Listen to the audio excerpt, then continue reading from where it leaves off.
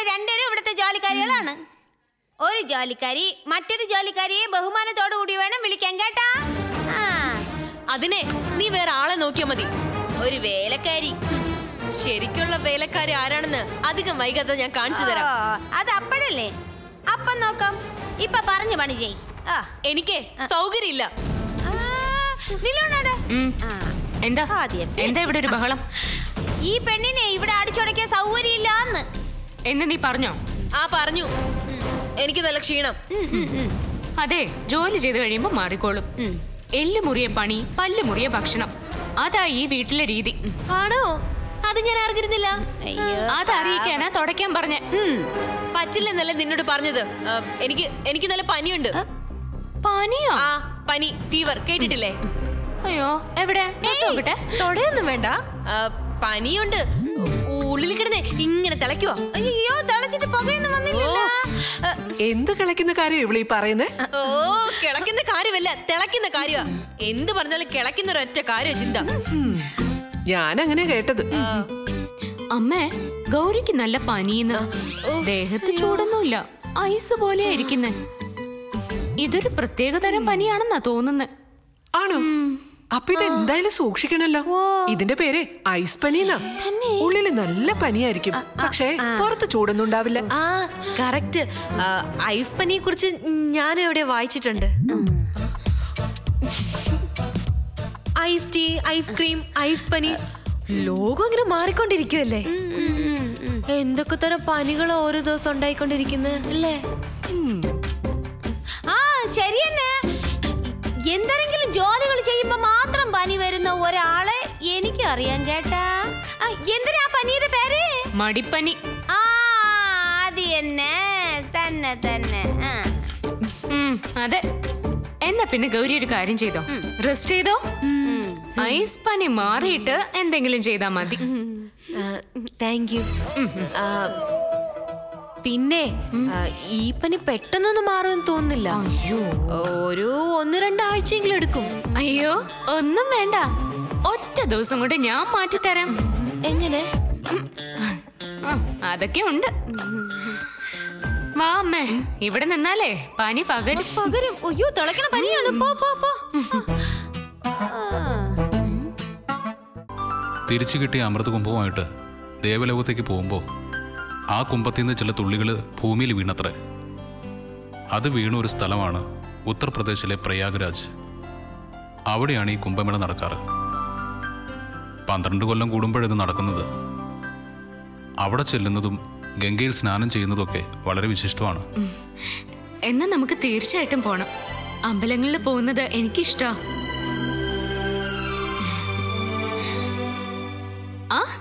കഴിഞ്ഞോ? കഴിയും. ഇത്രയും കൂടി ജീവൻ ബാക്കിയുണ്ട്. നിന്നെ കാണാനില്ലല്ലോടി. ഓ, പണിയാ നീലേ. 24 മണിക്കൂറും എനിക്കിട്ട് പണിയാ നീലേ. നീ അറിഞ്ഞോ, ടെറസിലിരിക്കുന്ന വാട്ടർ ടാങ്ക് മുഴുവനെ താഴേന്ന് വെള്ളം കൊണ്ടുപോയി ഞാൻ നിറച്ചു. നീ ഇപ്പൊ ഭയങ്കര സ്ട്രോങ് ആണല്ലോ. അതെ അതെ, ഇപ്പൊ ലോൺ നനച്ചിട്ട് വരുന്ന വഴിയാ. ഇങ്ങനെ പോയാലേ ഞാൻ എവിടേക്കെങ്കിലും ഇറങ്ങി പോവും. ഏത് നീല്? നീൽ മഹേഷ്. അതാരാ? അങ്ങനെ ചോദിക്കുമോളെ. ഒരു നീൽ മഹേഷ് ആരാവൻ? പോവാൻ പറയാനോട്. നിങ്ങളാരാ? മോളെ തുടരുതന്നെ. അന്യരെ തൊടുന്നത് എനിക്ക് ഇഷ്ടമല്ല. ഞാൻ നിന്റെ അമ്മയല്ലേ? അമ്മയോ? ഏതമ്മ? ആരുടെ അമ്മ? എനിക്ക് അമ്മയില്ല, ആരുമില്ല. ഐ ആം ആൻ ഓർഫൻ, അനാഥ. മോളെ മോളെ വിടുന്നേ. തമാശ കാണിക്കല്ലേ. നീ ആരാ? ആരും എന്റെ അടുത്തേക്ക് വരരുത്. എല്ലാരും ചതിയന്മാരാ.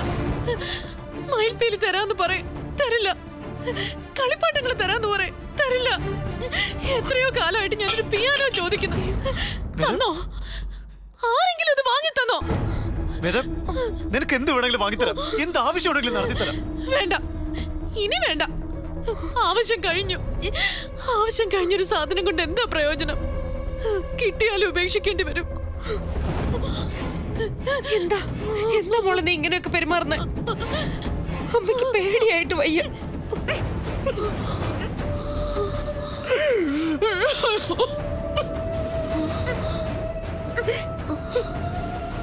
എന്തിനാ കരയുന്നേ?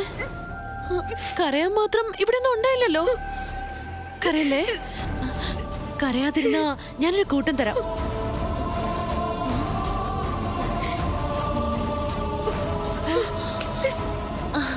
ഇത് മതിയോ? വേണ്ട, ഇത് ശരിയാവില്ല.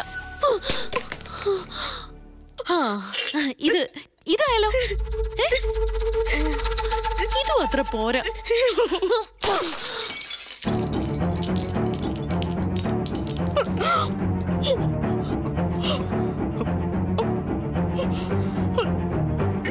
നല്ലൊരു സാധനം പോലും ഈ വീട്ടിലില്ല. എടുത്തിട്ട് പോയൊക്കെ. നീ എന്താ കാണിക്കുന്നത്? നീ മോളെ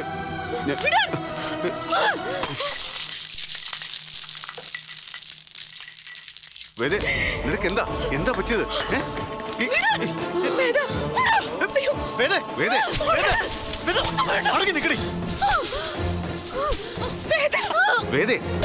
നീ എന്താ കാണിക്കുന്നേ?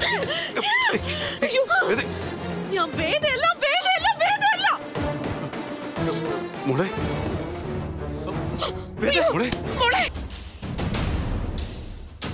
ഞാൻ വേദയെ കാണാൻ പോരുന്നു. ഓ, ആ കാഴ്ച ഒന്ന് കാണേണ്ടത് തന്നെയാ. എന്നെ പോലും അവൾ തിരിച്ചറിഞ്ഞില്ല. എങ്ങനെ നടന്നിരുന്ന പെണ്ണാ. അവളുടെ ഇപ്പോഴത്തെ അവസ്ഥ കാണുമ്പോ ശരിക്കും കരച്ചിൽ വരും. വിവരം അറിഞ്ഞിട്ട് നീ പോവാതിരുന്നത് ഒട്ടും ശരിയായില്ലെന്നാ എന്റെ അഭിപ്രായം. നീ ചെന്നിരുന്നെങ്കിൽ അവൾക്കൊരു ആശ്വാസമായേനെ. ആരെയും തിരിച്ചറിയുന്നില്ല എന്നല്ലേ പറഞ്ഞത്? പിന്നെ ഞാൻ പോയിട്ട് എന്താ പ്രയോജനം? ആരെയും തിരിച്ചറിയുന്നില്ലെന്ന് പറഞ്ഞ അതിന്റെ അർത്ഥം നിന്നെ തിരിച്ചറിയില്ലെന്നാണോ?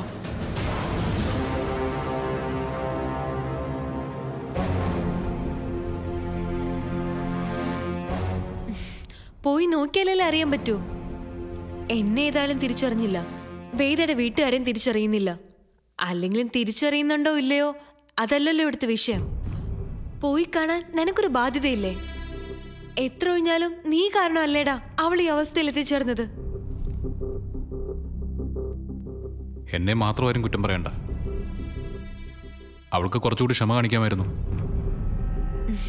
നീലേ, ഒരു മാതിരി വില കുറഞ്ഞ കാമുകന്മാരെ പോലെ സംസാരിക്കല്ലേ. വേദ ഒരു തെറ്റും ചെയ്തിട്ടില്ല എന്നുള്ള സത്യം സൗകര്യപൂർവ്വം മറക്കുക നീ ഇപ്പോ. ജാതക ദോഷത്തിന്റെ പേരിൽ നീ സ്വാതി വിവാഹം ചെയ്യാൻ പോയപ്പോ വേദ എതിർക്കുക ചെയ്തത് അല്ലേ? അങ്ങനൊരു ദോഷം നിന്റെ ജാതകത്തിലുണ്ടെങ്കിൽ അതിന്റെ ദുരിതം ഞാൻ അനുഭവിച്ചോളാം എന്നല്ലേ അവള് പറഞ്ഞത്. അതും നീ സമ്മതിച്ചില്ല. കല്യാണം കഴിഞ്ഞപ്പോ വേദ നിന്നെ കാണാൻ പോലും കൂട്ടാക്കിയില്ലല്ലോ. എന്നിട്ട് പാതിരാത്രി ആ വീടിന്റെ മതിൽ ചാടി ചെന്നതാരാ? നീയല്ലേ? നിന്നിൽ നിന്ന് അകലാൻ ശ്രമിച്ച വേദയെ അതിനനുവദിക്കാതെ ഓരോന്നും പറഞ്ഞ് നിന്റെ കൂടെ നിർത്തി. നീ പറയുന്നത് മുഴുവൻ ശരിയാണെന്ന് ആ പാവത്തിനെ വിശ്വസിപ്പിച്ചു.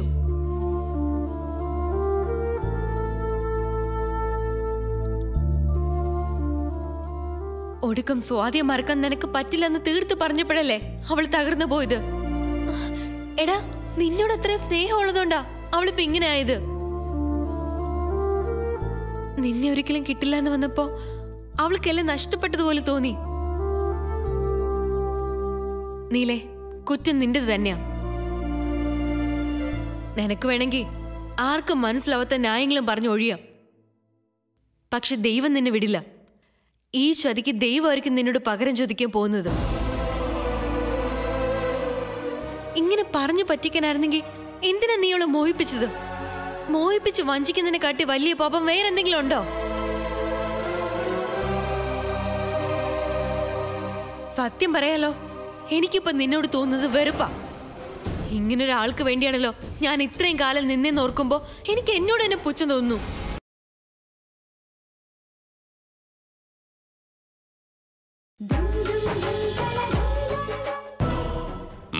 എങ്ങോട്ട് പോകുന്നു? വേദയെ കാണാൻ. എന്തിന്? ഒന്ന് കാണാൻ. എടീ, നീയും കൂടിയല്ലേ അവളെ ഈ പരുവത്തിലാക്കിയത്. എന്നിട്ട് കാണാൻ വരാൻ നിനക്ക് എങ്ങനെ ധൈര്യം വന്നു?